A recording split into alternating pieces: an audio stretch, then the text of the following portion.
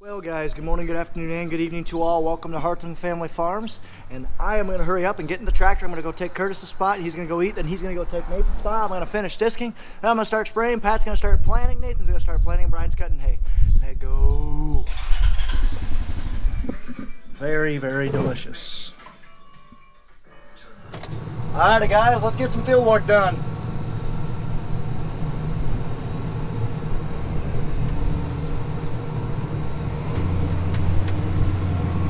So we're disking this ground, guys, because we hauled a lot of manure on it. So we want to get this really worked in. So we chiseled it a couple of days ago. We're disking it today, and then Nathan's going to soil finish it here in the next hour or so. Then we're going to wait and plant it. This is going to be the last field that we plant for 2018. Woot woot. Tillage is going strong right now, guys. Nathan is going over there, quad track, soil finishing. I'm going right here. He's going to come to this field after he's done. So I'm going to hit a wet spot right now, so I'm going to let you guys go. Churning dirt. He's going with the quad track. Thing looks pretty nice, not going to lie, guys. Who knows? We're really liking this thing. Don't want to say anything too soon, but sorry, this thing just really isn't a good spot. So I'm going to face you guys towards the disc. But basically, the reason we are doing this is because we have a lot of cattle. We have about 800 head total, and a lot of cattle produce a lot of poop. And so the only way to get rid of that poop is to spread that on different fields. And what that does is essentially it just makes everything all clumpy. It makes just a mess of things if you don't break it down. Because that fertilizer is really nice. It's free fertilizer for us. So that's the reason why we chiseled it to work it in. We disc it to break up the clumps and everything. Then we're going to soil finish it afterwards to get it ready to plant. So that's kind of the big reason why we're doing this. But it's been a while since I've disked.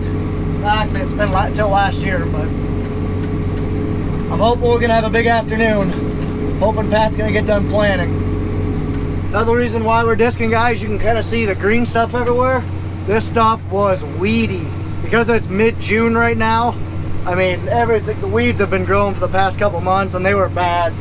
So we basically just did a couple different tillage passes to really break it up.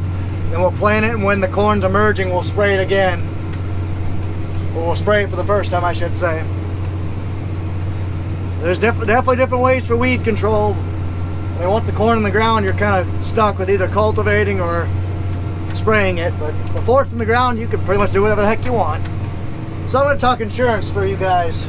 So the insurance deadline you guys keep hearing about, that essentially, I believe it was either May 31st or June 5th for Iowa, but essentially any day after that date decreases a percent of what you can cover for insurance. So essentially you have crop insurance to cover, I think it's like 85% of your yield for the past 5 years if you have a disaster, just so it helps even the playing field. That's why you buy crop insurance, and every day after that number is when it starts decreasing by a percent. So obviously you want to get it in as soon as possible so you can have the highest percentage of insurance. But the reason it decreases because any day after that date is really when the yield's going to start dropping off. So that's the biggest reason why it decreases from an insurance side of things. But we are very fortunate as we have cattle, and not all of our corn goes to grain. We actually do chop quite a bit of ours. And it doesn't have to be full maturity for it to chop for us. 1 second. Sorry, I had to turn around. But as I was saying, it doesn't have to be full maturity because we'll chop it early. But so we won't need insurance on that. So that's why this field we're planting right now, we're probably going to chop it because we're putting a later corn on it, a later day, so like it takes longer to get to full maturity, just so we can get it as big as we can. And then we'll probably chop it, so we won't claim it for insurance anyway. So we're very fortunate that we have that, but there's a lot of farmers out there that don't have that option. So like I said, I'm praying that everyone can get done and have some timely rains, and hopefully we can start catching up, have some nice hot days. But hopefully after today we're going to be done with corn at least. Working right by the cattle yard right now. Getting all this compaction broke down as much as we can. They're still hauling. No, that's gas. I thought that was anhydrous. I'm on my first outside round. I got like one more outside round, and then I am good to go. Good to start spraying, I should say. Alrighty guys, so I'm just about done with this and this, and then, excuse me, Eberhardt's is gonna come up here and spray liquid nitrogen on here, which is essentially fertilizer for this corn. And then Curtis is gonna come here and soil finish it, work that liquid nitrogen in. And then Pat's gonna come plant this when he gets done with everything else. Like I said, this is gonna be the last field we're gonna plant. So you guys may think that we have a lot of implements to use for tillage and working our ground. And you guys would be right, we do have a lot of implements to work our ground. The reason we do is because they all have a specific purpose. So the disc is really good for breaking up clods and working in manure. Chisel, obviously it's our primary tillage. We have a deep ripper. That I don't know why we have it. It seems like a waste and a waste of money for us because we rarely use it. We should use it more in the flat ground to break up compaction, but whatever. Anyway, we have a moldboard plow. We don't use that at all, except for mainly carving out ditches, which we haven't done that in 10 years. But anyway, so we do have that. We have another chisel. We have a soil finisher and a field cultivator. Why we have two options, I guess. The field cultivator is really good at opening up the ground, but it's not very good at mixing in residue, where the soil finisher is. And we have a drag. And the drag is just for smoothing the top surface. So yeah, we do have a lot of tillage implements. To the not so nice, more than likely inebriated people that keep throwing glass bottles of beer, empty bottles, into our fields, if you would kindly not do that. I mean, that's just a hazard, guys. Come on, please. Thank you. Fold it up. Time to call her quits. There's Nathan. Nathan's gonna take off right now.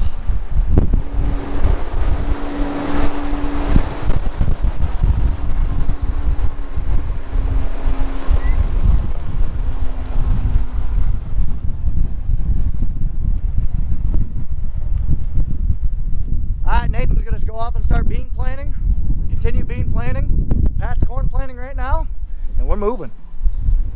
Alrighty guys, let's get the sprayer ready to go. But first, kitty cat's down. Something screwed up with the bearing. Apparently it actually caught on fire. That's a whole different story. I'll talk to that a little bit later, but apparently one of the track things caught on fire and it was right up by the road. Luckily they had a 5-gallon bucket or two with them, and a guy stopped along the side of the road and helped him put it out. But man, close call. Alrighty guys, just check the engine oil and just, oh, I don't think he's okay.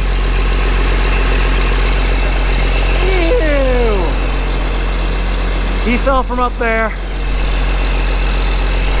Man, I can actually see what I'm doing. It's pretty crazy. I just cleaned my windshield, or my windows I should say. So now I'm gonna fill the sprayer up and head down to Pat's place. Alrighty guys, I'm in the sprayer, I'm loaded up. It is very windy out. Definitely, I gotta be careful with this. I'm not spraying anything like very potent, but I'm definitely spraying some needed chemicals because down my Pat's place we have a massive weed problem down there and we need to get it sprayed. So that's the big reason why I'm out right now. It's 20-mile-an-hour winds, which I don't like spraying with that high of winds, but I'm gonna go very slow. I upped my rate to 20 gallons per acre to essentially get more water going down per square foot, which essentially will basically add up more weight and let it be less susceptible to the wind. And I'm also gonna go slow and have really low pressure to also basically make my dropping size very big. So like I said, it's not an ideal situation, but this entire spring isn't ideal. So we just gotta do it. So Nathan, I'm just heading down to Pat's place. Nathan is planting this field right now. And Pat is just getting ready to start the 90 acres, 100 acres, whatever, south of his, or west of his place. Pat is off planting, Nathan is off planting, and we're good to go. Pat's already done about 20 acres already so far today. So hopefully we can get a good day in and finish corn. 2 fields left. There he is right there. So I don't know how well you guys can see it, but I'm going as fast as I can go right now with as low a pressure as I can go. So my booms are really low to the ground compared to what they usually are. I'm going about 8 miles an hour. That's as much pressure and water that I can crank out right now. Just because I'm trying to keep it the boom low, volume high, pressure low, just to keep the wind from affecting. As you can see, there's very minimal drift, if not any, which is good because the wind's really howling right now. And there's Pat going. Hopefully he'll get that field done and I can spray that after this field. I got 80 acres here. Quite a bit of wet spots in here, that's for sure. Pat had a plan around that. There's a one spot over there that I drove through that he almost buried the tractor. Like literally the ruts were 2 feet deep. But like I said, the corn's in the ground. Doesn't matter if we lose, I don't know, 1/4 of an acre compared to everything, so. Alrighty guys, I just ran out with my first tank. Pat is right there, doing a second round around the field. Get out of the way, Nathan, God. Had a little bit of sprinkle here, but now we're back and rolling. Pat's got dust flying. Nathan is planting beans. Curtis is still quad tracking. We got nitrogen on our last field, so Curtis is gonna go ahead and work that in as soon as he's done, and we'll keep rolling. Everyone wave hi to the cows. Hi. Hi friends. Well guys, so I'm going strong right now. Just working on getting this short choppy stuff done, and then there we go. So because I upped my rate, I'm not gonna be able to go as fast. So the wind did die down some, so I upped the pressure a little bit. I mean, it's still blowing, but I'm watching the drift, and if I see it start drifting some, I back off the pressure. But honestly, I'm happy with how it's going so far. I'm just keeping the boom low, and all the spray is just heading right to the ground. It's perfectly fine. It's hitting the, if there was corn up, I'd be a little worried that it's hitting the corn it's too close to it. It's hitting it too quickly, but honestly, it's doing just fine.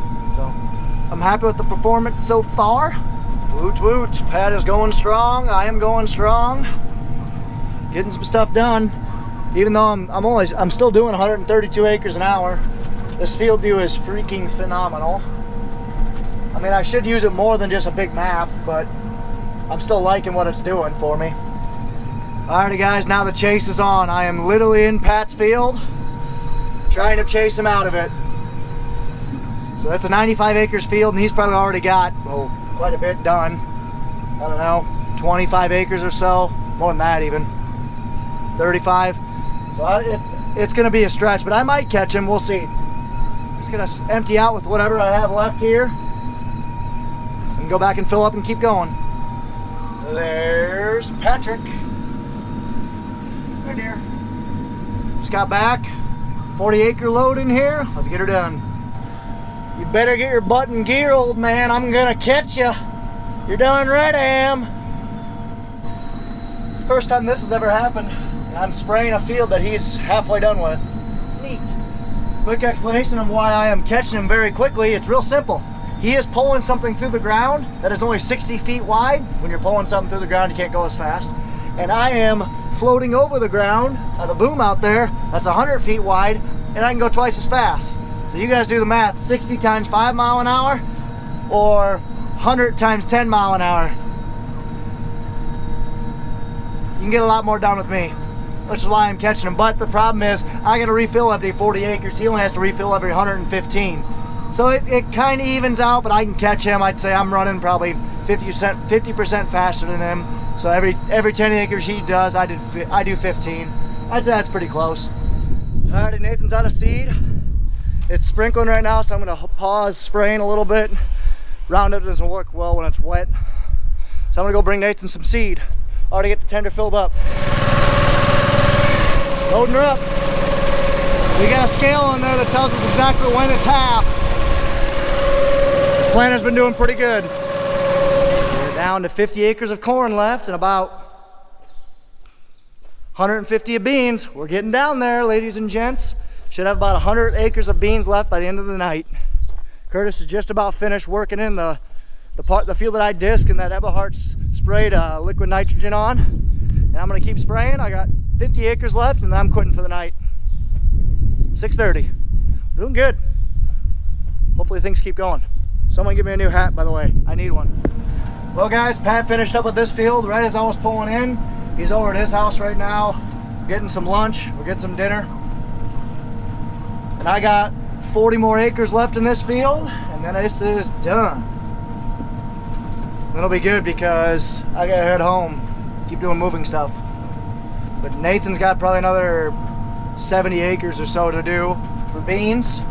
Pat's got 30 acres to do for corn, then we'll only have 100 acres left for beans. Woot woot! June 14th. So late. Man, guys, I am straight up at 0 gallons left. I had to go out and turn my sparge valve off. I literally have nothing left. This timed it perfectly because I am right at a driveway. Sweet! Alrighty, guys, filled up for my final load. I'm gonna head down to Pat's place, got 20 acres left. And that's gonna be a night for me. And look who I see here coming along the road. Look at this guy. He's got basically all this work ground right here to do, so 60 acres or so. And he is chayooching. Get it, son. He's just outlining the wet spots right now. Good day so far, guys. Hopefully it keeps up. Oh, there goes Pat. He just got done eating and he's gonna go plant the last field.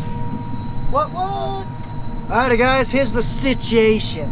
GoPro's almost dead, and I got a couple things to talk to you guys about. Just on my last 15 acres spraying, but I am spraying Roundup, Parallel, Atrazine, and Mesotrone, trying to get a real big post-plant, pre-emerge residual on.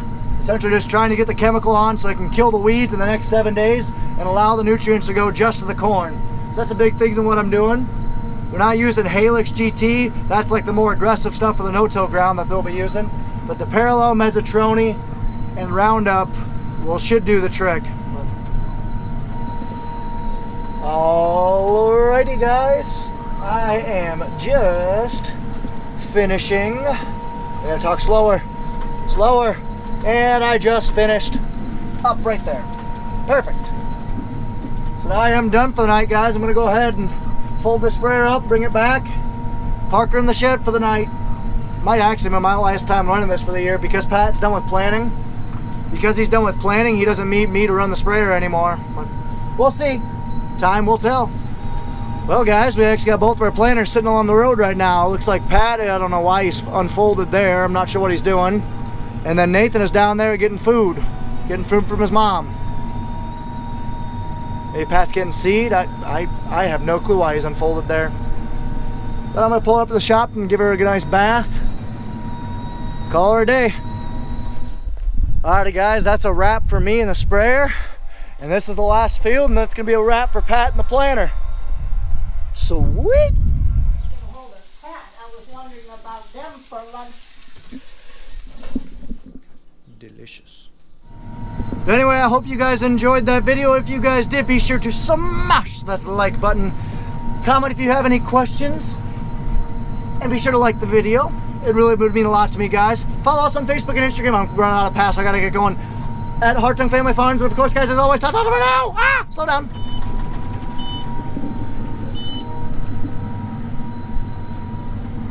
See what you guys made me did.